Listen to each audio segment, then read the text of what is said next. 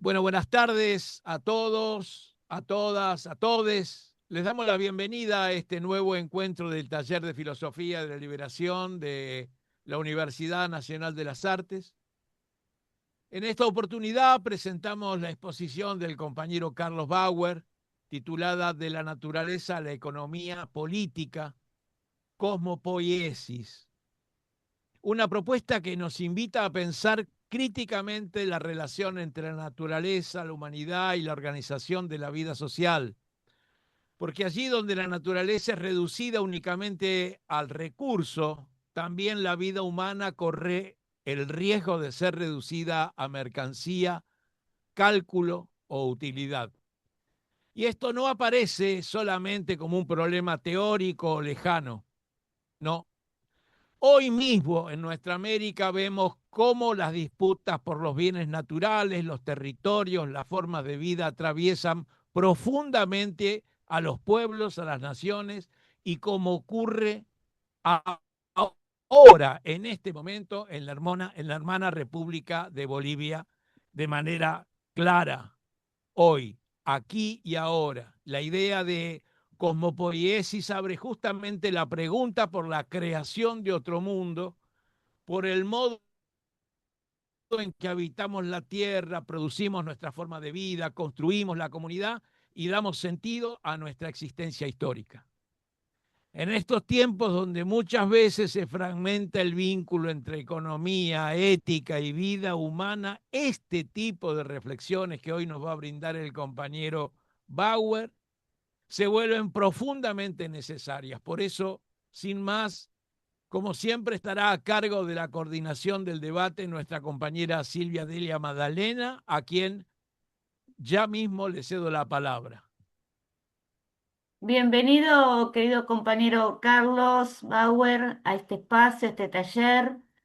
Les voy a leer una breve biografía que es bastante extensa, por cierto, aunque está reducida, este, porque ha desarrollado no solamente a nivel académico, sino en publicaciones y en actividades concretas en distintas comunidades y en pueblos, una actividad muy incidente en esos territorios, ¿no?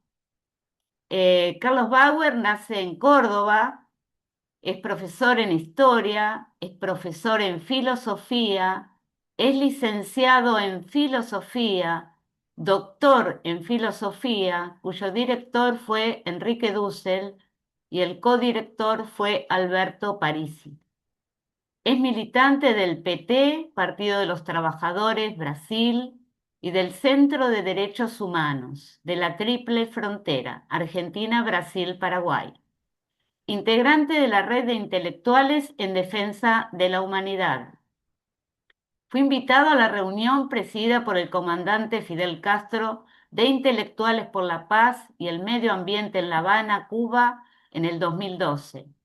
Es profesor en la Universidad Federal de Integración Latinoamericana, UNILA, Brasil, con las siguientes disciplinas: Introducción a la problemática de la filosofía latinoamericana, Filosofía latinoamericana, Antropología filosófica y colonialismo, Ética y ciencia, perspectiva descolonizadora, Introducción al pensamiento científico en una perspectiva también descolonizadora, Metodología de la investigación en trabajo de conclusión de cursos. Tiene como proyectos de investigación Huellas americanas en la historia universal, de la esclavitud, de la invisibilidad y de la negación a seres humanos libres, paradigmas históricos, filosóficos y liberación, el caso haitiano, dependiente del Centro Interdisciplinar de Economía y Sociedad y el Instituto Latinoamericano de Economía, Sociedad y Política en UNILA. Otro de los proyectos es la Filosofía y Economía de la Liberación Latinoamericana de Rodolfo Kusch, dependiente del Centro Interdisciplinar de Economía y Sociedad y el Instituto Latinoamericano de Economía, Sociedad y Política en UNILA. Otro proyecto de extensión es Filosofía Latinoamericana Intercultural de la Liberación, a desarrollarse en APP, Sindicato de Profesores de la Enseñanza Media, y dirigido a dichos profesores y a movimientos sociales. UNILA, Paraná, Brasil. Hay 3 obras importantes, que es Anápolis, Comunidad Inclusiva, Ecológica, Económica, Pluricultural, un proyecto ético-político para la construcción de una institucionalidad analéctica o un modelo factible de integración social y preservación de la vida. Córdoba, 2016. Filosofía Austral es otra de las obras, Epistemología Austral, entre el discurso hegemónico y las conmovivencias, de Editorial Pilos, Goiânia, Brasil, 2018. Y Analéctica Latinoamericana, un pensamiento descolonizador para el siglo XXI, de la Editorial Prometeo, Buenos Aires, del 2020. Bueno, querido compañero, te cedo la palabra entonces. Bueno, muchas gracias, Magdalena. Buenas noches a todos, a todas.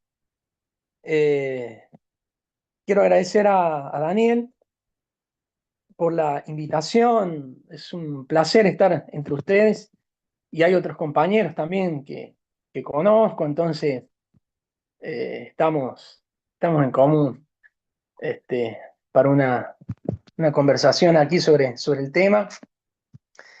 De la naturaleza de la economía política en Dussel. Bueno, me dijeron que tengo aproximadamente unos 40 minutos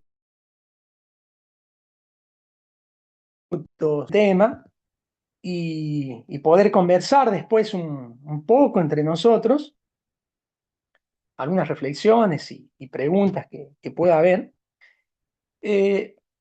Yo me voy a basar en el capítulo 9, sobre todo, de Filosofía de la Liberación, que es el capítulo más complejo de ese libro, que es un libro, además de programático, en Dussel. Otro vector que tiene ese libro es que es una coyuntura donde él reúne y resume un poco su trayectoria previa, eh, que viene ya trabajando y pensando desde los años 60, que él empieza a hacer su giro descolonizador o su virada crítica al eurocentrismo y empezar a pensar en un paradigma propio dentro del movimiento de la filosofía de la liberación, una filosofía de la liberación que es interesante rescatar ese concepto de movimiento, que nace también en Córdoba en el año 71, allá en Altagracia, donde vivió el Che, como una heredera de aquella revolución universitaria del año 18, de los cuales fue uno de los máximos maestros Carlos Astrada. Hago esta relación porque la filosofía de la liberación nace en el año 71 y Carlos Astrada muere en 1970 y fue uno de los maestros que están un poco silenciados, pero a la base de todo este movimiento, tanto de Dussel como de Kusch y de toda esa generación. Y es interesante rescatar también a la filosofía de la liberación como movimiento y no como el esfuerzo de un autor, ¿sí? Como estamos acostumbrados a pensar los paradigmas o las grandes teorías, como un movimiento que se entrelazó con las problemáticas sociales de la misma sociedad argentina y latinoamericana. Entonces, un movimiento que pretendía entrarse al movimiento mismo de la sociedad y cuestionar toda la estructura eurocéntrica que los partidos políticos habían absorbido la economía, la política, la misma filosofía, la historia, etc. Entonces este libro de Dussel rescata toda esa trayectoria y va reuniendo diferentes dimensiones, una geopolítica, una histórica, y va proponiendo un programa que lo va a desarrollar después de esa década del 70, del año 75 en adelante, que es su exilio. Entonces, este capítulo 9 es, dentro de esa propuesta, el más complejo. También es un texto interesante para ver un esquema, digamos, general del pensamiento de Dussel. Es un reflejo, un espejo bastante interesante para ver un esquema general del pensamiento de Dussel, incluso hasta su posición política explícita. Hay pocos textos donde Dussel explicita su posición política, que eso lo voy a mencionar más hacia el final de la exposición. Generalmente, a través de los textos y de los análisis que él va desarrollando, uno puede deducir qué posición política tiene él por qué paradigma político se manifiesta o se muestra afín. En este texto él lo explicita de una forma muy clara. Bueno, y otro tema también, otro punto interesante, introductorio, es justamente rescatar que a través de este texto se puede ver el peso que la filosofía de la liberación tiene como propuesta teórico-práctica, productiva, porque no viene la filosofía de la liberación solamente a hacer un análisis de la realidad, un análisis crítico de la realidad, por más profundo y radical que sea, sino que la apuesta mayor de la filosofía de la liberación desde esos análisis críticos y profundos, radicales de la realidad, es una apuesta por la transformación social y de las condiciones cotidianas de vida. Esa es la apuesta mayor y más fuerte de la filosofía de la liberación. Y a través de los años y del tiempo y de las actuaciones que ha tenido, lo hemos podido ver y evaluar, en donde la filosofía de la liberación se ha desarrollado y ha tenido mayor influencia, como en el caso de México, Venezuela, que ahora atraviesa una crisis importante, como el caso de Bolivia, que ha atravesado varias crisis importantes y ahora estamos asistiendo a otra, por ejemplo. Son campos en donde la filosofía de la liberación ha actuado más directamente y ha hecho sus contribuciones sustanciales. Y las condiciones de posibilidad, de realidad de esos contextos económicos, políticos, han cambiado, se han ido transformando. Entonces, allí la filosofía de la liberación tiene una apuesta muy importante. Bueno, el texto, es decir, el tema que voy a exponer tiene cuatro puntos. Un punto es la naturaleza, un segundo punto es la semiótica, un cuarto punto es la poética y un quinto punto es la económica, que en realidad está todo ligado dentro del campo de la economía política, y es interesante analizarlo y hacer un mínimo recorrido, por lo menos en este sentido, para tomar noción y formación en relación al campo de la economía política un, como un contenido introductorio a la vez. Entonces, tomar clara noción de que la economía política es algo mucho mayor que una economía de números nada más. si la economía fuese una cuestión de números, con la suma, la resta, la multiplicación y la división alcanzaría y sobraría. Y bueno, dentro de esta exposición también, yo me voy a decir, lo que voy a intentar mostrar es, bueno, el núcleo del análisis, que es el proceso de subsunción de la naturaleza en el trabajo y del trabajo dentro del trabajo en la economía política, en sentido general. Y como una crítica al capitalismo, imperialismo, es la subsunción de la naturaleza en el trabajo objetivado y el trabajo objetivado en el régimen del capital.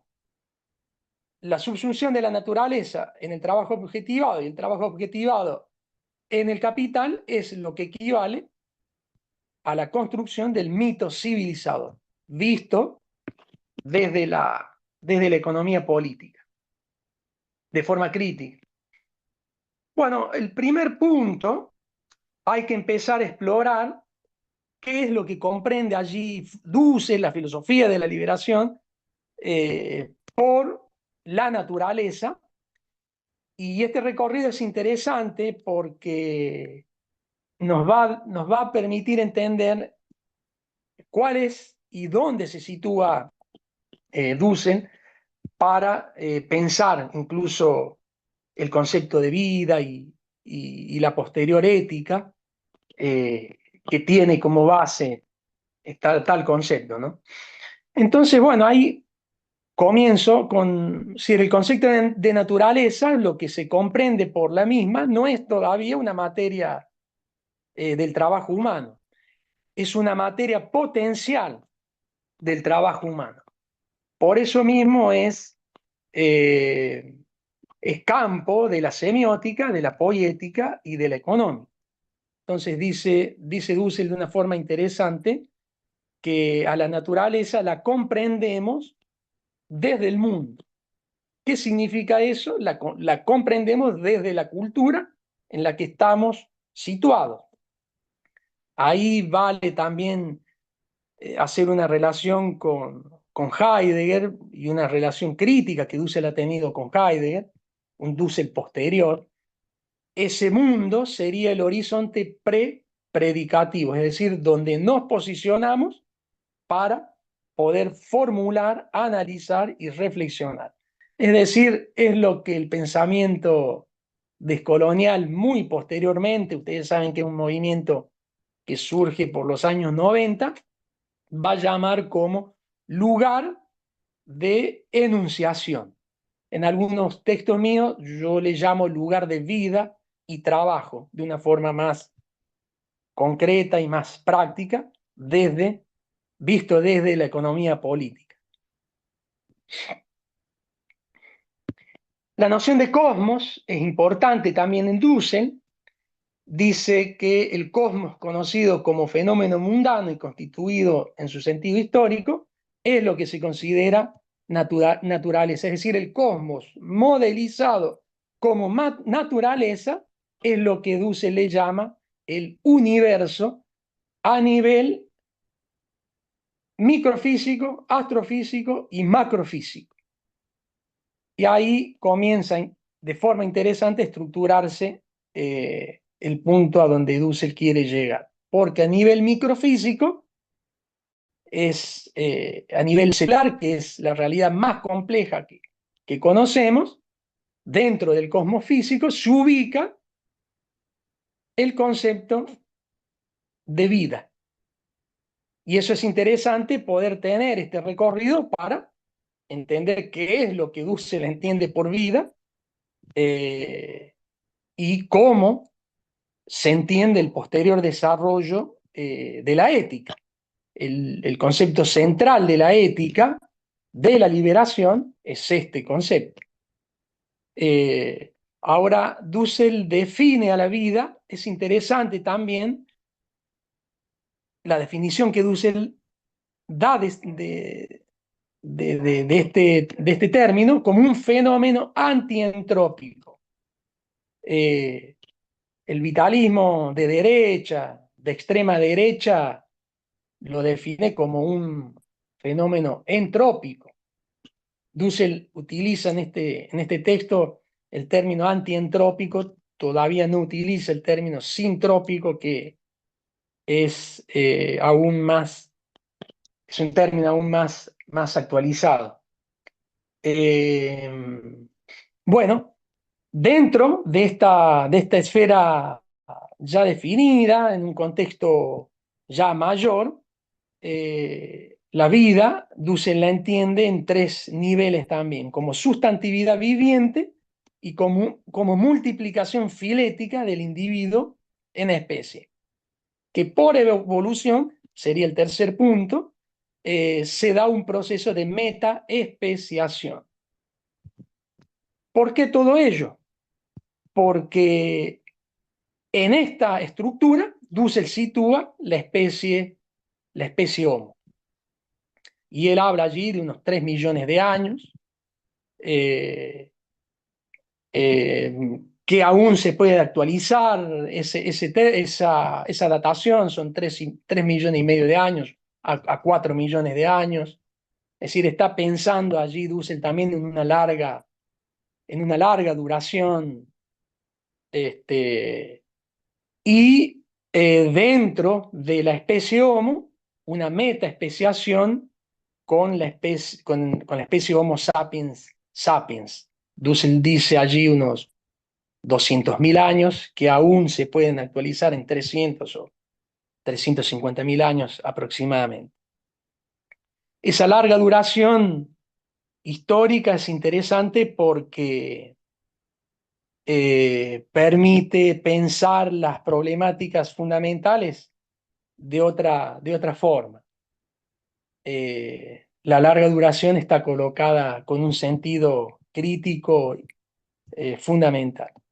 Y lo otro interesante con lo que trabaja Dussel aquí es con estas otras ciencias auxiliares de la filosofía, como la arqueología y la historia, y no como ha trabajado el pensamiento político clásico. Es decir, esto es una cosa que quiero puntualizar para que quede claro, porque no es el sentido de desarrollar detalles históricos, arqueológicos en este caso, sino lo interesante aquí de mostrar es que no está pensando la política y la economía como la ha pensado la economía política o la filosofía política clásica, desde la metafísica o desde la mera lógica, donde se naturalizan o un tipo de pulsión positiva o un tipo de pulsión negativa que va a definir una política o una economía de manera totalizante. Eso es muy cómodo para el pensamiento vitalista o para el que tiene poder, que tiene que simplificar y generar ahí un mecanismo dominador y punto. Entonces es interesante ver aquí cómo Dussel está pensando desde las ciencias históricas para deconstruir en una larga duración esa metafísica y esa lógica meramente dominante. Bueno, entonces, dentro de Dussel sitúa aquí la especie Homo, el Homo sapiens, y va a decir entonces, dentro del gran contexto de la vida, el único ser totalizado constitutivamente es el hombre, es la especie Homo. Y dice, no solo por inteligencia comprensora e interpretativa conceptual, sino por poseer una nota de real alteridad. Y ahí comienza a entrar la filosofía de la liberación estrictamente. Porque si uno define al hombre como totalidad comprensora, no se sale, comprensora, hermenéutica, etcétera, no se sale del pensamiento eurocéntrico. Cuando se introduce en realidad la nota distintiva, que es comprenderlo como una real alteridad, es decir, una apertura hacia la exterioridad alterativa, allí comienza eh, a traccionar o encajar la filosofía de la liberación con sus especificidades. Entonces, esta misma capacidad comprensora y alterativa, dice Dussel, se ha logrado en una maduración de su esencia, que es histórica, a través del tiempo y a través de la historia. La humanidad no apareció de esta forma y el individuo no manifiesta estas características desde que aparece o nace. Las va adquiriendo la humanidad a través de la historia y el individuo a través del desarrollo de su vida. Entonces tiene siempre en cuenta una visión dinámica. Bueno, Dussel aquí ha trabajado, y es interesante también, con tres disciplinas: filosofía de la naturaleza, filosofía biológica y filosofía antropológica. Entonces, también es interesante ver dentro de esta esfera de la naturaleza cómo hay un pensamiento interdisciplinario, transdisciplinario, para poder tener una noción más articulada de lo que el campo o en lo que el campo consiste. Este análisis también se lleva a cabo pensando en la formación de militantes y de dirigentes. Está pensado de esa forma, no está pensado solamente en un recorrido teórico. Yo a la misma vez lo estoy simplificando de una forma esquemática y práctica. Entonces, llega a esta instancia Dussel a definir un concepto que es interesante y que va a estar presente en toda la política y en la ética. Entonces, el contenido, dice Dussel, de la especie es analógico. ¿Y qué quiere decir con eso? Que la esencia histórica del ser humano no es solo considerar la igualdad entre seres humanos, la diferencia entre seres humanos, sino la distinción propiamente. Esto tiene implicancias cuando se trabaja la filosofía del derecho, queda más claro, porque tiene implicancias por lo menos en tres líneas de la filosofía del derecho crítico: el derecho a la igualdad como seres humanos, como especie; el derecho a la diferencia dentro de un mismo círculo cultural; y el derecho a la distinción cuando el otro es un otro cultural propiamente. Entonces son, de forma clara, tres tipos de derechos explícitos. El menos conocido es el derecho a la distinción, que es el concepto que define a la filosofía propiamente. No es el de la diferencia. Una filosofía de la diferencia, una filosofía crítica de la diferencia se puede encontrar, por ejemplo, aún en Heidegger, un eurocéntrico a rematar, digamos, o en Derrida otro eurocéntrico que han trabajado muchísimo el concepto de diferencia, o en Gadamer incluso, pero no se define la filosofía de la liberación por el concepto de diferencia. En eso hay mucha confusión, incluso en muchas otras corrientes críticas, en el mismo pensamiento descolonial, en algunas corrientes del feminismo también. Hay bastante confusión en relación al concepto de diferencia. Pareciera que todo se resuelve allí y no se tienen en cuenta los horizontes culturales de los que se participa y de los que trascienden también. Bueno, luego Dussel va a hablar, retoma allí el concepto de naturaleza en bloques. Dice, primero hay una naturaleza inhóspita, indómita, que es la que causa temor, se enfrenta la especie al frío, al hambre, a la soledad, al desconcierto, a la enfermedad, a la muerte, etc. Luego hay una naturaleza erótica, que es la naturaleza como hábitat. Y ahí hay que remontarse a unos 10.000 años, que es cuando se comienza a construir esa naturaleza como hábitat. Ese es el Holoceno, que está esa discusión si es realmente un antropoceno. El concepto de antropoceno es crítico, no está aún legitimado por la Asociación de Arqueología Internacional, etcétera, pero en sentido crítico se utiliza más que el Holoceno. Eh, Se remonta allí a unos 10.000 años. Es la naturaleza como cuidado. Eso tiene un tema ético fundamental, que es la Hans Jonas, Levinas y Dussel definen la esencia humana no solo como historia, en el caso de Dussel, sino como cuidado, ¿no? Y un tercer bloque sería la naturaleza y el imperialismo.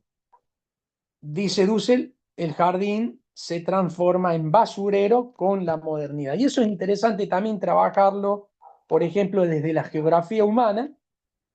Hay una tesis reciente de David Harvey, este geógrafo marxista inglés, donde justamente plantea esa tesis recientemente, colocando y reflexionando las grandes ciudades como las responsables de la construcción de este gran basurero mundial, que en geografía humana esa es una tesis muy básica, ¿no? Porque, por ejemplo, cuando Fernández Durán piensa la mayor maquinaria, es una pregunta que suelo hacer en las aulas a los estudiantes, cuando se estudia un poco el capitalismo, se va haciendo algunos de esos, ¿cuál es la mayor maquinaria del capitalismo?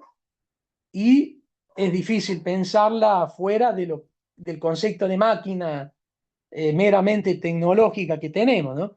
La mayor maquinaria del capitalismo urbano, agroindustrial, tecnocientífico, etcétera, son las megalópolis, las grandes ciudades. Entonces, debemos cuestionar profundamente lo que supuestamente forma parte del mayor orgullo de las naciones, que son las mayores responsables del desastre mundial. Porque luego como hay una relación entre iglesias centrales, periféricas, hay una relación entre las megalópolis y las grandes ciudades periféricas y al interior de cada territorio. Entonces, serían las grandes maquinarias de esta modernidad del capitalismo, como les mencioné, urbano, agroindustrial, tecnocientífico. Serían las grandes maquinarias. Sí, se van hablando de las distintas pieles, y la piel allí que conecta todo es la globósfera, con todos los aparatos tecnológicos, y la inteligencia artificial no sería más que un emergente que actualiza y avanza la posibilidad de estas interconexiones de forma más ligera y más práctica incluso. Pero el fenómeno viene siendo trabajado hace mucho tiempo. La geografía humana lo esclarece muchísimo más al tema y de una forma bien concreta. Bueno, llegado a ese punto, Dussel dice, debemos cultivar una nueva actitud, debemos trabajar una nueva actitud del hombre con la naturaleza, y dice, él ya empieza a dejar ver su posición de forma muy clara, no conciliadora, ni negociadora. Dice, esa nueva actitud es imposible para el capitalismo y su estructura, y aún más para el capitalismo en el momento en el que está, produciendo.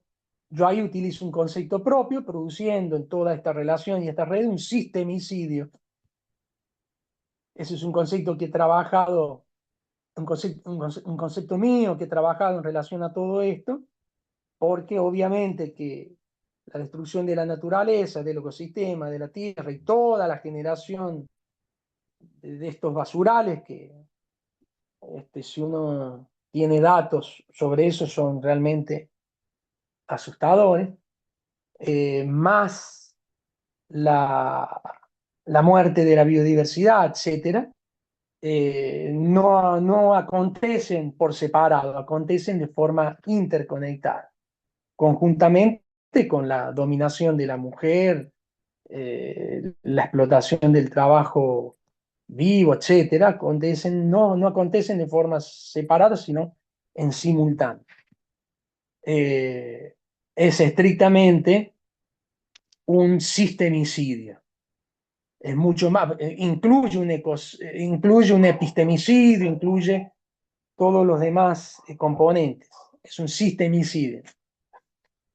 No hablaría de movimientos antisistémicos. Antisistémico, cuando uno dice el sistema mundo, aún pareciera que se le está otorgando algún avance a la modernidad, y en realidad no hay ninguna. La vida se está destruyendo. Hay informes científicos que no hacen falta que ni siquiera tengan un posicionamiento ideológico. Del año 70 al 2005 la biodiversidad descendió un 50%. Y en la actualidad, perdón, del año 71 al 2005 un 30%. Y en la actualidad los estudios arrojan datos de un 50% a un 60%. Por ejemplo, entonces, es un sistemicidio de forma clara. O sea, tendríamos que ser movimientos antisistemicidas. El sistema mundo, el World System, no es otra cosa que un sistemicidio. Y punto.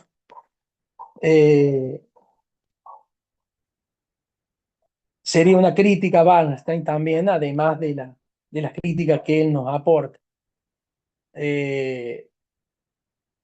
Bueno, entonces, dice Dussel, para indagar sobre esa nueva actitud del hombre frente a la naturaleza, es necesario captar un fundamento metafísico. Metafísico, Dussel entiende no la metafísica clásica, abstracta, lógica, que es un instrumento fabuloso para la dominación. La derecha o el eurocentrismo lo pensó de esa forma. Es un error muy grande de parte nuestra o de la crítica, de decir, no, esas cosas son meramente abstractas. No, son abstractas para nosotros, a nosotros no nos resuelve nada, pero a la política dominadora es un mecanismo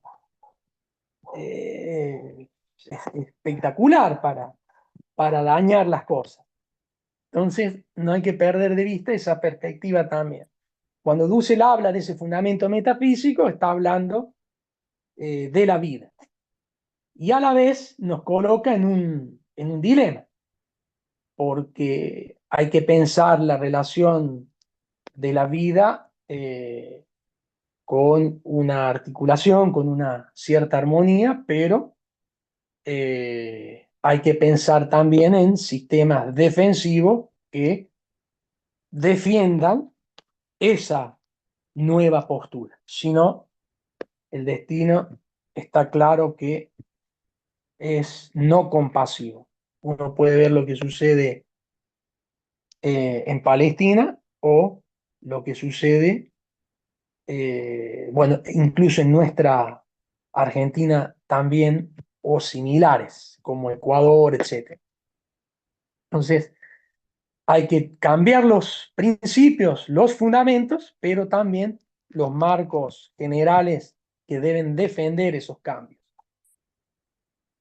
Bueno, Dussel dice, ese fundamento metafísico es la vida en sentido general y en sentido particular es la vida humana. Y la esencia es el cuidado de esa vida humana. Bueno, no sé si hacer alguna aclaración allí, porque cuando uno dice cuidado parecería que es muy romántico, pero es ineludible. Fíjense que cuando Irán comienza a atacar a Israel, estos desgraciados, desgraciadas, acuden a los organismos internacionales que han querido destruir y que han destruido, como la ONU, etcétera, y que ahí le han planteado una organización paralela para poder seguir justificando sus crímenes en Gaza, en el Líbano, etcétera. Pero cuando han sido atacados, han llamado a la comunidad internacional para decir, no, deben limitar los ataques de Irán, etcétera. Entonces, esa esencia es ineludible hasta para los paradigmas de criminalidad y de violencia que manifiestan estos eh, desgraciados, desgraciadas, como digo. Bueno, pasando a la esfera semiótica, eh, aquí hay dos aspectos. Una es la descripción del ente natural, que es lo que hice previamente de forma sintética, y otra es, el otro nivel es la descripción del ente cultural, que eh, es lo que hay que hacer en esta esfera. En la dimensión cultural es fundamental entender la mediación de la producción humana como fruto de la relación hombre-naturaleza. Aquí lo que se está analizando es esa relación ineludible. Esto Dussel lo toma de Marx. Marx descubre ese universal de la cultura que después fue apagado por todo este combate ideológico y material también, y espiritual también. Pero Marx descubre ese universal antes de que los posmodernos hicieran, sí, críticas valiosas a la ontología, al sujeto universal, etc., pero se perdieran un poco y se marearan también un poco eh, en no ver aspectos fundamentales y constructivos de la cultura. Marx lo vio, es decir, la relación hombre-naturaleza como producción y mediación que sustenta la cultura es un universal, ineludible, está presente en todas las culturas. Entonces, eh, eso es fundamental entenderlo dentro de esta estructura semiótica, conjuntamente con la producción de signos, de artefactos, de lo que Dussel llama la proxemia entre seres humanos, y comprender todo ello como una totalidad de entes culturales. No es apenas no es apenas una mera producción, está acompañada de signos, de símbolos, etcétera. Por eso tiene y contiene la posibilidad de desarrollo de una estética de la vida, no apenas una estética de producción de genios, de cuadros y de esto y de lo otro, ¿no? No es que no interese, pero lo que más interesa y lo que es más profundo es la estética producida desde la vida y para la vida cultural. Esta dimensión semiótica tiene un aspecto, ¿no? Un nivel protosemiótico, que es el más importante para la filosofía de la liberación. Porque en la protosemiótica está el decir inefable, la epifanía de la sinceridad, la verdad como veracidad, no como verdad lógica, es decir, la veracidad como fidelidad, como confianza, y traducido sería la desnudez ante el otro como responsabilidad. En la protosemiótica dice, el otro está ahí, dice Dussel. Y eso también es interesante relacionarlo con Kush, por ejemplo, porque aunque las obras no se cruzaron, siendo parte del mismo movimiento, y aunque Dussel conocía muy poco y casi nada de Kush, y eso me lo expresó por escrito a mí en un encuentro que estuve organizando sobre la temática, las filosofías dialogan perfectamente y en los aspectos más profundos. Bueno, y esto lo digo también a propósito porque hay toda otra corriente cuyana que quiere enfrentar a Cuya la filosofía de la liberación, al marxismo, a Dussel, y ya no entienden más nada y se leyeron, no sé qué han leído, algunos textos separados de Kush, eh, o ya están intencionados de esa forma, porque el está ahí de Dussel a nivel protosemiótico es el concepto de estar de Kush, es muy similar, podemos decir, para no hacer una identificación, es analógico al concepto de estar de Kush como preontológico o como Kush habla del estar como pre-recinto del ser. Y es toda la crítica, desfonda con eso a Heidegger, ¿no? Que, que lo que está ahí en Heidegger no es una mera cosa. Y en realidad es todo otro mundo. Entonces dialogan perfectamente ambas propuestas para conectar a la cultura, ¿no? Otro concepto que es importante aquí es el de poiesis semiótica, que es restablecer la proximidad. Poiesis ya sería producción, es la raíz del término producción y poesía. Es decir, tiene una raíz, la producción desde el comienzo tiene una raíz estética. Eh, hay que estar tan malintencionado para decir que una producción es una mera producción y el materialismo es una mera producción de cosas y no tiene nada que ver con el espíritu. Hay que estar muy malintencionado o ser muy ignorante para decir semejante barbaridad. La poiesis tiene en sí un contenido esencialmente estético y espiritual. Es ineludible. La poiesis semiótica es restablecer la proximidad a nivel erótico, político, pedagógico, económico, en lo erótico a través del orgasmo o el gusto por habitar.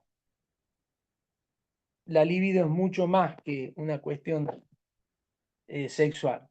Lo político como alegría o como abrazo y lo pedagógico como entusiasmo, no solo como mera negación. Lo económico como fuerza y colaboración. Eh, es el ámbito en donde las mayores fuerzas humanas se expresan. Eso hay que tenerlo claro también. No es cualquier ámbito el ámbito de la economía política, sea el ámbito filosófico por excelencia.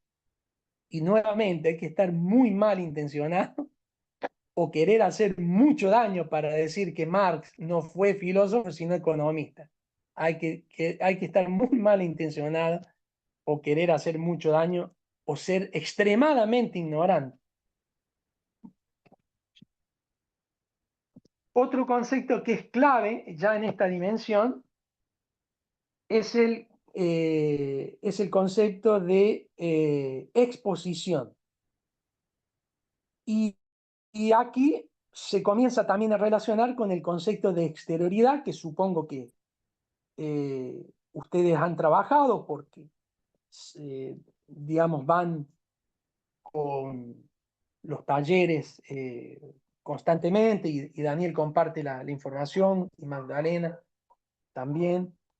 Entonces, ahora el concepto de exposición está íntimamente relacionado al concepto de exterioridad y es un debate de Dussel con Levinas que han tenido personalmente y también parte de algunos intercambios epistolares de Dussel con Levinas, que Dussel nos ha sabido comentar.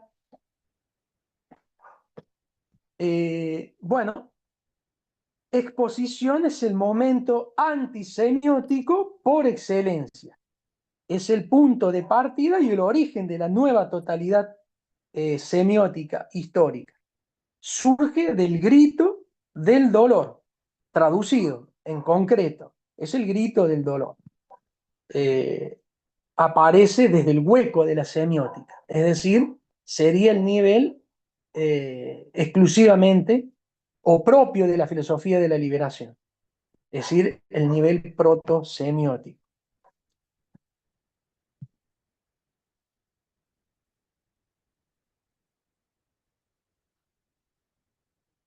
Entonces, la exterioridad del oprimido pone en cuestión desde su exposición la absolutización del sistema que se fetichiza como una naturaleza absoluta. Ahora, lo pone en cuestión desde su palabra, desde su voz. Yo ahí en mi trabajo doctoral contribuyo con otro concepto que no estaba incorporado en la filosofía de la liberación, y ese trabajo lo hicimos junto con Dussel, que es el concepto de voz ética. Parece simple, pero la filosofía de la liberación no lo había definido. La voz del otro, ese grito de dolor, ese grito mismo, no precisa ser un discurso, como piensa Habermas o Apple, es un grito que está enraizado en toda una cultura y está diciendo no puedo vivir, y está diciendo tu cultura no sirve para nada porque no me posibilita vivir, para ser respetuoso. Entonces, esa voz que hay que saber oír, saber escuchar, tener oído discipular, dice Dussel. Yo buscaba qué tipo de voz no estaba definida, entonces dije, es una voz ética, es toda una antropología y es toda una economía política. El solo grito del primer indígena asesinado en 1492 hasta los desplazados de hoy o el millón de desplazados de Haití en la actualidad, etcétera, en Palestina, lo que sea. Entonces esa voz ética es a la vez una voz política, una voz religiosa, una voz económica, una voz estética, es decir, es una voz histórica. La voz del pobre es la voz histórica y la voz histórica es la voz del pobre.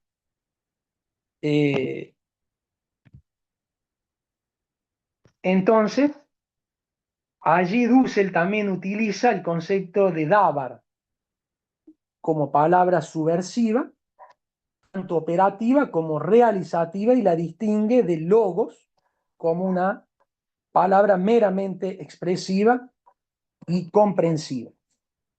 Y tiene contenida una belleza, dice Dussel, en este campo semiótica, tanto poética como poética. Ya dije que esa producción tiene esencialmente una estética, no es mera cosa, tiene una estética contenida. Entonces, el rostro sufrido del oprimido, la mano endurecida del obrero, la belleza rasgada de la mujer reprimida, oprimida, son el punto de partida de la estética de la liberación. No es apenas una producción de alguna obra artística, que bien es importante, pero hay cosas más importantes que eso de fondo.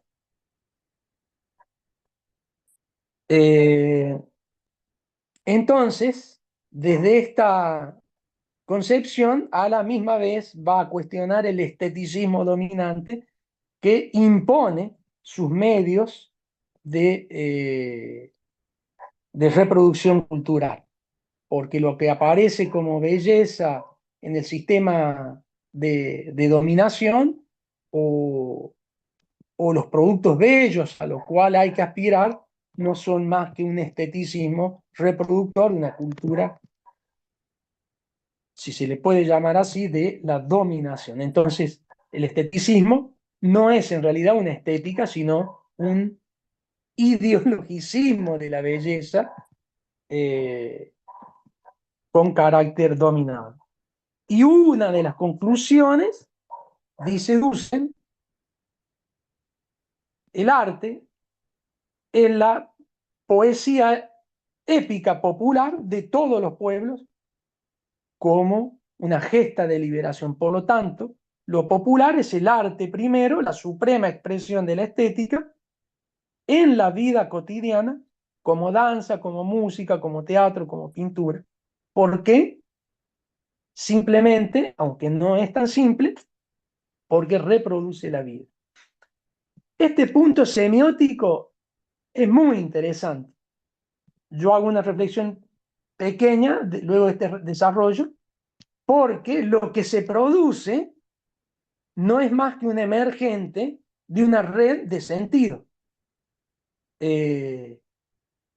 La dimensión semiótica es desde donde se va a leer a la naturaleza, pero lo que se produce como un emergente de una red simbólica de sentido y de significados. Entonces, es interesante el recorrido y el esfuerzo que hace Dussel leyendo en profundidad a Marx para entender lo que es la economía política como una dimensión esencialmente filosófica y donde se expresan las mayores fuerzas humanas. No de casualidad es plenamente combatido o tapado como reflexión y termina siendo la economía una cuestión de producción de números, como dije al principio. Entrando en la anteúltima dimensión, que es la poética, propiamente, porque teniendo claro el horizonte de sentido, o como me gusta llamar mejor, la órbita de sentido, semiótica.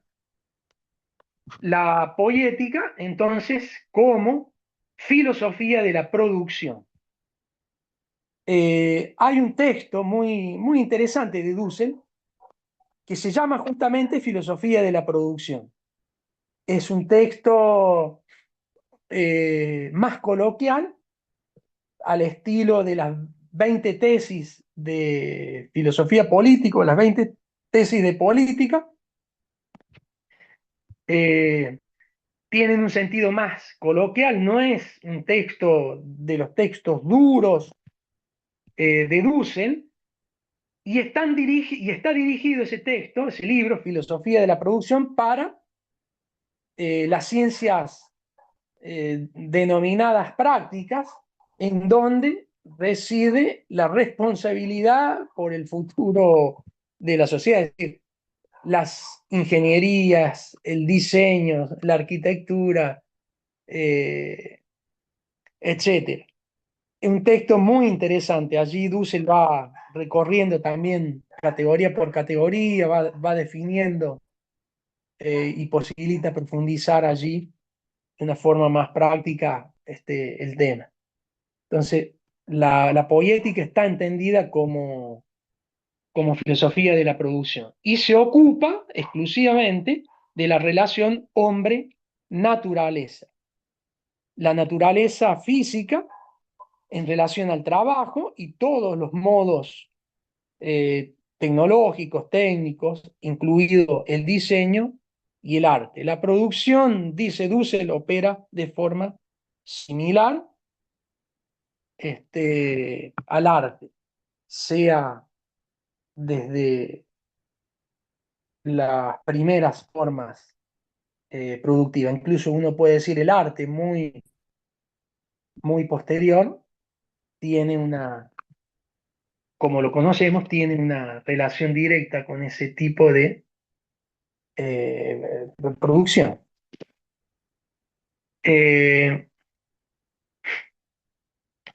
Aquí hay un punto que se está analizando que es también interesante aclararlo, que es la preocupación, que en todo caso después podemos conversarlo un poco, que es cómo se está analizando cómo el ser humano opera en relación a la naturaleza y cómo ha necesitado la naturaleza para producir, y eso en todas las culturas.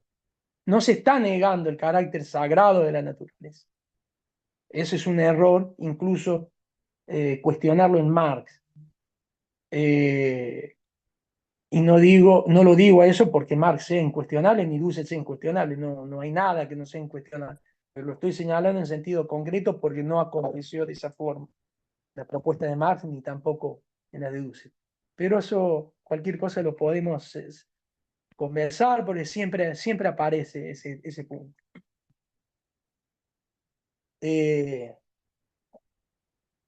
Entonces se ocupa el nivel poético del ente como artefacto y como producto,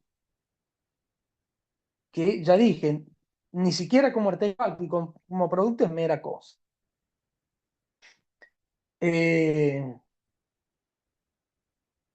Bueno, luego hace un análisis de la dimensión del diseño en relación a la tecnología, al arte, incluso a la ciencia.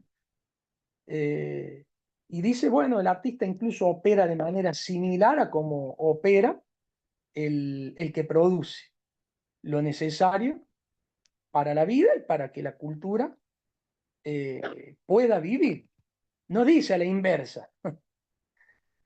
Estamos en nuestras culturas con una conciencia de élite, estamos acostumbrados a invertir en el mejor de los casos. Luego va a distinguir también entre dos conceptos que ya venía distinguiendo Dussel también, que es lo operativo práctico y lo factivo y factible. Si uno pregunta cuál es la racionalidad en este campo que se aplica para producir, y no puede ser lo operativo práctico, porque el operativo práctico está ligado a la relación con el otro para producir una convivencia en un contexto de justicia o producir el acto justo.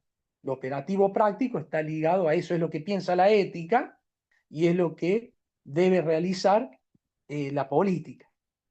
Pero en el ámbito productivo, en la filosofía de la economía política, la racionalidad que se aplica es lo factivo y factible. Es decir, lo que se produce eh, realizable para la vida. Aquí es interesante también ver estos tres aspectos, ¿no? Lo teórico, lo práctico y lo poético. Lo práctico en relación a la praxis, y eso lo trabajo, también lo señalo incluso con los estudiantes, porque en esto de eliminar la base productiva y de mayores fuerzas de la sociedad se reduce todo a dos términos, lo teórico y lo práctico, y parece que en lo práctico se resuelve todo, en la praxis. Y la praxis no es más que la praxis política. ¿Y cuántos dirigentes tenemos que discursan y parece que, y discursan de tal o cual lugar y parece que se resuelve todo allí? ¿Cuántos dirigentes les cuesta remangarse las mangas y ir junto al campesino, al trabajador, etcétera, como decimos, a nivel popular, agachar el lomo de igual a igual? El nivel poético reflexiona todo ese punto y todo ese aspecto. Pequeña omisión en la filosofía política, todo el nivel de la economía política. Bueno, entonces, lo operativo práctico reúne ese logos teórico, ese logos práctico, y la racionalidad factiva o factible, el logos productivo. Entonces, ahí Dussel hace una relación entre la Dabar, que él la consideraba tanto teórica, deliberativa, práctica como productiva, separándola del logos meramente discursivo. Ahora lo relaciona. La Dabar se puede equiparar a esos tres tipos de logos, tanto demostrativo, deliberativo como productivo. Bueno, aquí llegamos a un punto clave, que es pensar la negatividad de la necesidad, que es en donde comienza la economía política a tomar mayor explicitación. La negatividad de la necesidad, es decir, el hombre como finito necesita reponer lo que su actividad gasta, ¿no? Por medio del alimento, del vestido, del techo, la moradía para vivir, etc. Esa negatividad de la necesidad tiene como origen el acto productivo, que es lo que se denomina trabajo, pero en realidad es definido como acto productor. El término trabajo muchas veces tiene algunos problemas etimológicos de definición.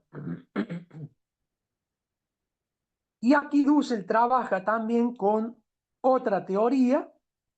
No son apenas necesidades humanas, es una teoría con la teoría de las necesidades humanas, partiendo de Marx o tomando a otro autor importante para el tema como es Manfred Magnif, y dice: las necesidades son siempre biológicas y culturales. Él no utiliza el término espiritual. En mi caso sí lo utilizo. Las necesidades son biológicas, culturales, espirituales. Bueno, hay quienes utilizan el término, parece una cosa obvia, ¿no? Y más de uno dirá: ¿cómo Dussel no utilizará el concepto espiritual? Pero hay muchos espiritualistas que terminan siendo abstractos porque todo el nivel económico-político lo dejan fuera como anti-espiritual. Entonces espiritualismo no sirve para nada, desde mi humilde opinión, que en este caso no es tan humilde. Ese debate también lo tengo en mucho contexto, incluso dentro de unos recortes de la filosofía Veda que me parecen nefastos, olvidándose del origen, de cómo nace la filosofía Veda también. Bueno, no viene al caso, pero lo reflexionaba. Entonces, las necesidades humanas son siempre biológicas, culturales, espirituales. No hay necesidades primarias biológicas y no hay necesidades secundarias culturales ni terciarias o superiores espirituales. Es irracional, porque es como que a cualquiera de ustedes o de nosotros o de lo que sea, nacemos, nos colocan en una habitación y nos arrojan la comida allí hasta que tengamos 18 o 21 años, según la ley del país que sea, y allí ya empezamos solo a caminar por nuestra... No, no existe eso. O como aquella ave que la madre coloca el huevo en tierra volcánica y se va. Esa ave nace sola y nunca conoció a su madre, a su padre ni a nada. No, esa especie no somos. No hay forma de dividir ese tipo de necesidades de ese tipo. Cuando Marx definió con claridad que la primera necesidad, y esto Dussel es el punto de partida de Dussel para pensar todo el tema, la primera necesidad de una persona es el otro, con el que constituye comunidad y en donde se genera esa nueva vida. Es tanto biológico, cultural como espiritual. Y Marx en eso no eludió el tema y lo definió con total claridad. Dussel tiene muy claro ese tema. Entonces, el acto productor comienza con idear en positivo lo que la necesidad en negativo exige. Esto se va desarrollando como sistema y como subsistemas funcionales. Por eso, la filosofía de la liberación va pensando todas esas codeterminaciones. Cada codeterminación en geopolítica, erótica, política, economía, estética, tiene principios, tiene fundamentos también propios que son transversales a todo el sistema. Hay que irlo pensando. Dussel, en ese caso, y la filosofía de la liberación no hacen un esfuerzo por gusto de un intelectualismo. Se está intentando comprender la cultura, descolonizar la cultura en cada dimensión y no caer en ese eurocentrismo de que porque se maneja o se es un experto en uno de sus ángulos, sea político o lo que sea, todo lo demás ya se deduce y se descoloniza. Eso es un error garrafal y de los más comunes que acontecieron, acontecen y lamentablemente seguirán aconteciendo. La filosofía de la liberación en eso es, yo siempre lo señalo desde mi opinión, es el mejor constructo que tenemos para pensar todo ese conjunto cultural. Es decir, una teoría crítica cultural, o al que no le gusta la palabra teoría porque dice que está pensando en una perspectiva crítica cultural, pero interrelacionada y muy, muy interesante para pensar la praxis, etc.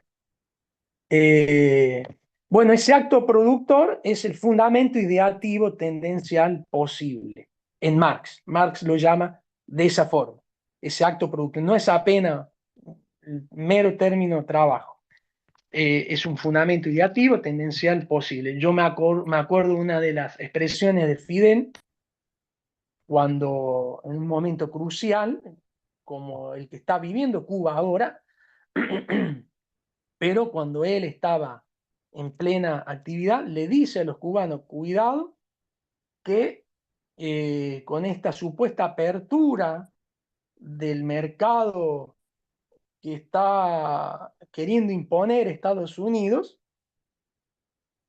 a los norteamericanos no les interesa eh, intercambiar productos.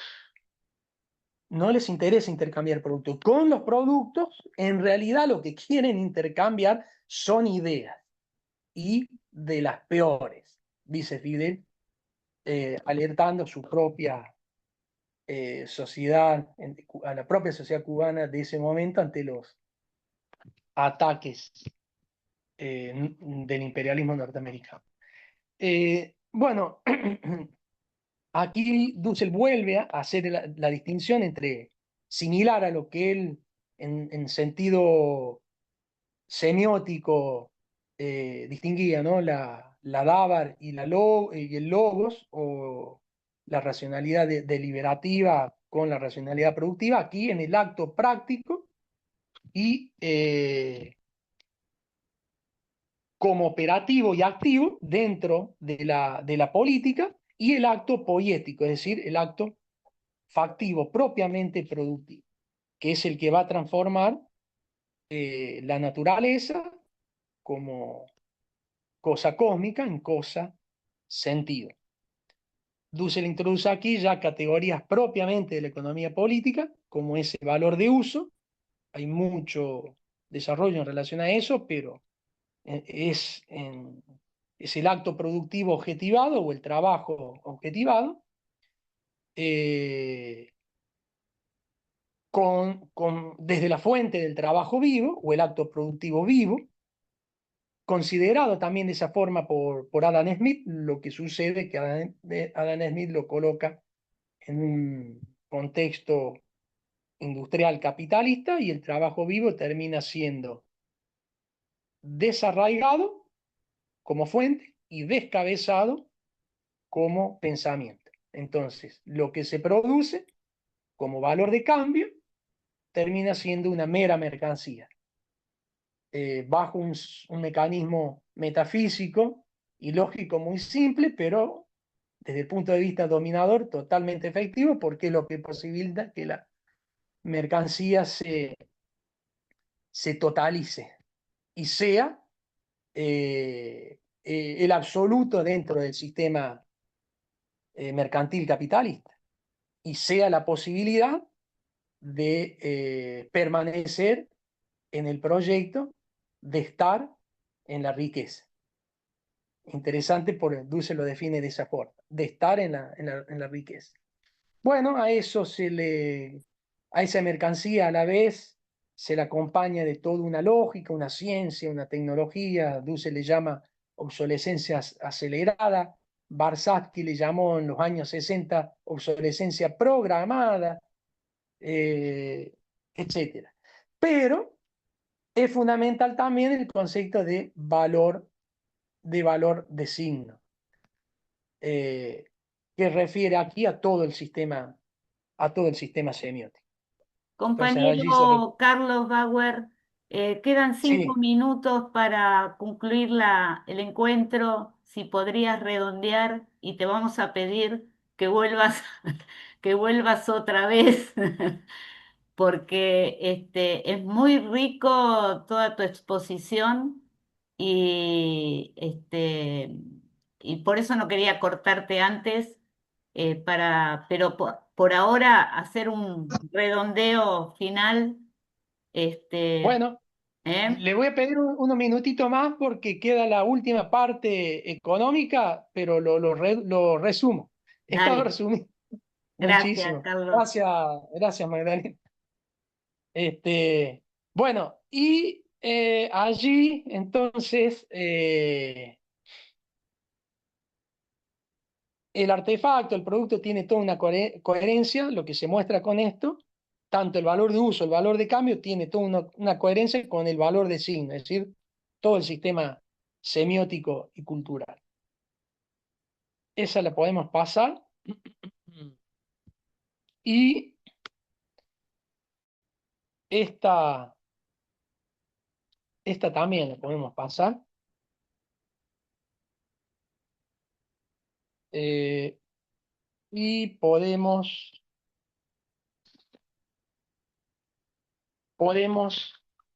arrancar acá, entrando a la esfera económica, que ya reúne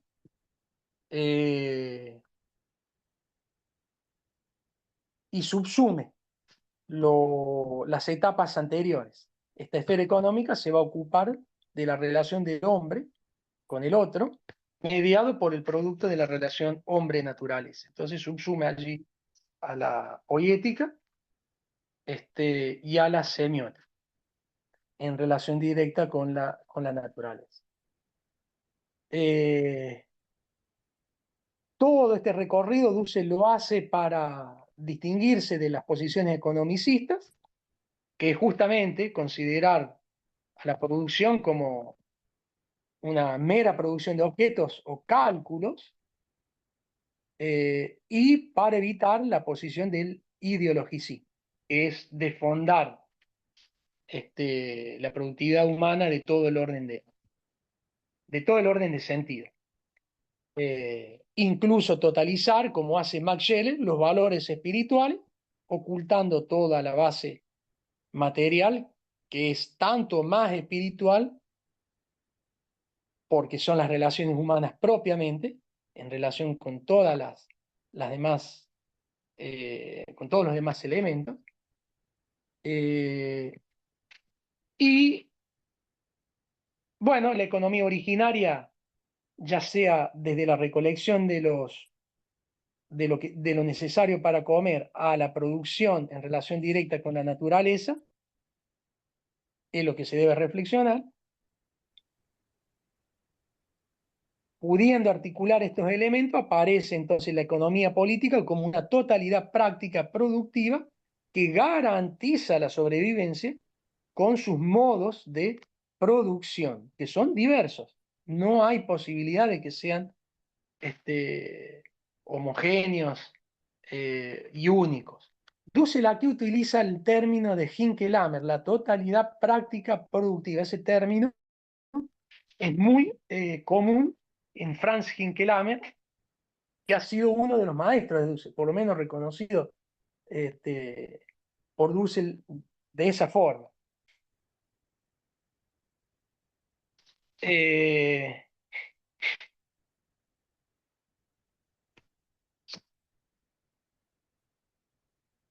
como exterioridad económica, debe pensarse incluso a la economía eurocéntrica cuando comienza a disputar el centro de escena con los sistemas tributarios. Hay aproximadamente, depende con los historiadores que trabajemos, entre 5 y 7 siglos hasta llegar a la revolución industrial, o la revolución de Cromwell, un poquito antes.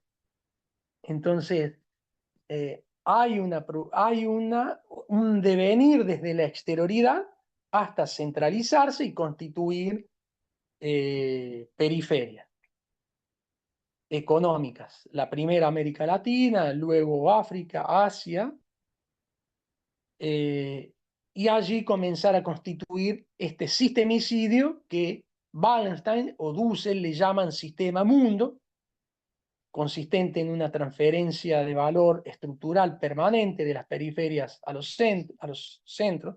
Presbych lo anunció en los años 60. Samir Amin también hizo sus contribuciones, un 80% de los beneficios reales de la economía de los países centrales tienen el origen de la extracción de valor de los países periféricos. Incluso Frank Fanon en Los Condenados de la Tierra dice: la riqueza de los países imperialistas son nuestras riquezas, porque han sido robadas desde las periferias,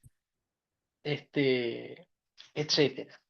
Entonces, lo que quiero mencionar allí, para después ir cerrando con un punto más, es esa estructura,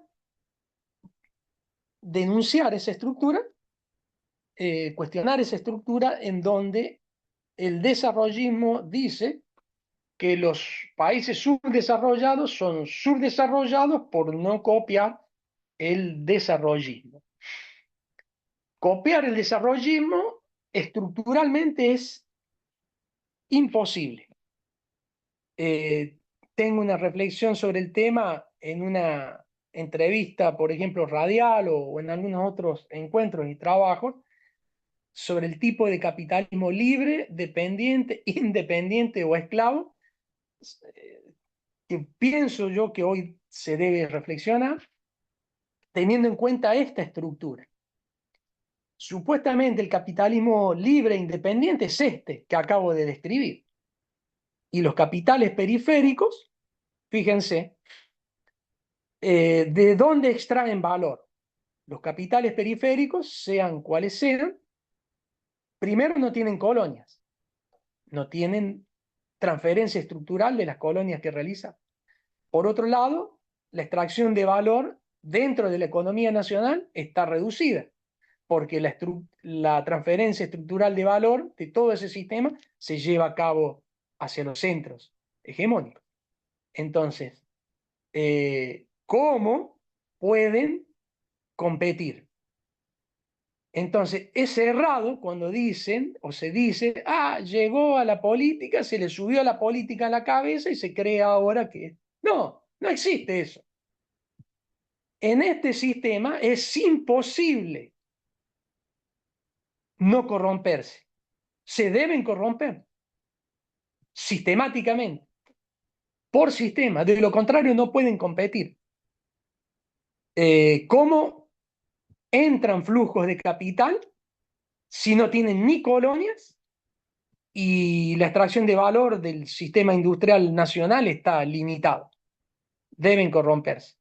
Entonces, de una burguesía nacional a una burguesía central, el término de esclavitud en otro sentido no deja de tener peso, aunque sean esclavos fair class, como se pueda decir. Y la otra sería, bueno, transformarse en un colonizador de ese tipo, pero termina siendo esclavo de la misma conquista. Y fíjense la payasada del imperialismo norteamericano, que desde la Revolución de Independencia, que fue una revolución esclavista, hasta ahora no ha podido resolver sus problemas básicos sino es que continúa explotando y generando guerras, etcétera. Es una ineficiencia absoluta.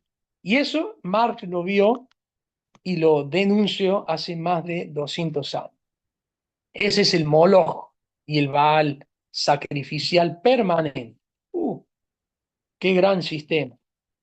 Y para cerrar, Dussel expone tres puntos interesantes allí. ¿Qué pasa con las periferias? ¿Qué es lo que se debe? Yo dije esto a propósito porque ¿qué es lo que se debe pensar a nivel político? Un punto es el desarrollo de la política por medio de las intervenciones transnacionales, es hacia los capitalismos dependientes, que yo no le llamo capitalismos dependientes. Por la estructura mínima que acabo de mencionar, es un capitalismo esclavo. Dependiente suaviza en realidad el gran problema de fondo. Entonces la intervención de los capitalismos dependientes esclavos por cúpulas transnacionales. Un segundo punto que coloca Dussel es la conducción empresarial de la burguesía, por medio de la burguesía nacional que acabo de mencionar. Son plenamente dependientes y uno le puede decir críticamente esclavas, fácilmente corrompibles. Y ustedes lo han visto, ¿no? El presidente argentino entregó un puerto del sur por 1.000 millones de dólares o 100 millones de dólares para tener la silla en esa institución que era paralela a la ONU y continuar justificando las masacres en, en Medio Oriente y en todo lo demás. Bueno, ese segundo punto, Dussel lo cuestiona claramente como populismo.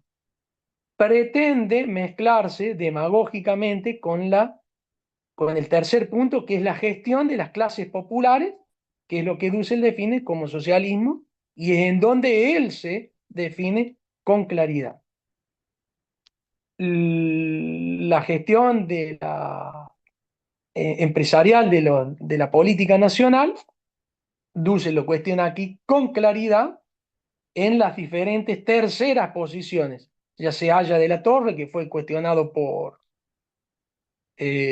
Mariatti, Vargas en Brasil, Cárdenas en México, Perón en Argentina, Nasser en Egipto. Se pueden agregar algunas otras como Kemal Atatürk en Turquía o Park Chung-hee en Corea. Yo incluso en Corea supe corregir el trabajo de un coronel del ejército coreano que era profesor de la Universidad de Seúl, comparativo entre Park Chung-hee y Perón. Eh, bueno, eso es cuestionado explícitamente por Dussel y la construcción debe ser por un socialismo descolonial, liberacionista, y en definitiva también se puede ver cómo el imperialismo actúa en relación a los marcos políticos. Del socialismo en Venezuela, por ejemplo, a una tercera posición que, que al parecer está en vías ahí de desarrollo. Venezuela ya comienza a venderle petróleo a Israel, ya recibió a los líderes de la CIA, etcétera. Entonces ahí ya tiene un escalón bien próximo para intervenirlo transnacionalmente. El caso nuestro argentino es mucho más claro a la vez. Eh, Eliminar, como se eliminó al kirchnerismo desde dentro, eh, incluso ha posibilitado a la vez una mano directa de un intervencionismo transnacional como lo estamos viendo.